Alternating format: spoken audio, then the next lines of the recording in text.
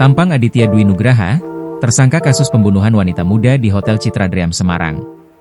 Kepala Satuan Reserse Kriminal, Kasat Reskrim, Polrestabes Semarang Ajun Komisaris Besar Polisi, AKBP, Andika Darmasena menyebut motif tersangka kasus dugaan pembunuhan terhadap korban DNS, 29, adalah sakit hati. Tersangka Aditya Dwi Nugraha mengaku sakit hati karena korban tidak bisa memenuhi permintaan darinya. Ia motif sakit hati karena korban tidak sesuai apa yang diharapkan sama pelaku, jelas Andika, Selasa, 10 Juni 2025. Korban DNS sebelumnya menginap di kamar 203 Hotel Citra Dream Semarang. Dia diantar oleh dua pria tak dikenal ke RSUP Karyadi Semarang pada Senin, 9 Juni 2025, pukul 8 waktu Indonesia Barat. Korban diantar ke rumah sakit sudah dalam kondisi meninggal dunia oleh dua pria tersebut.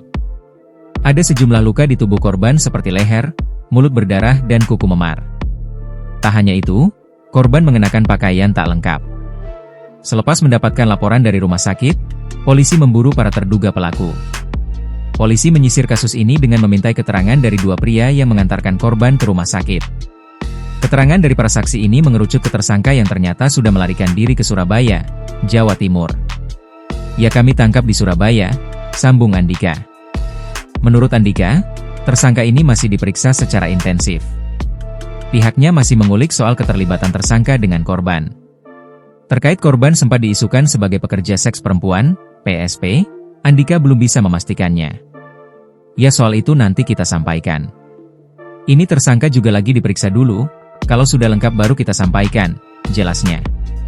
Sementara soal dua pria yang mengantarkan korban ke rumah sakit, Andika mengatakan statusnya masih saksi.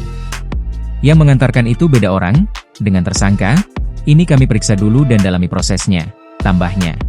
Download Tribun X sekarang, menghadirkan lokal menjadi Indonesia.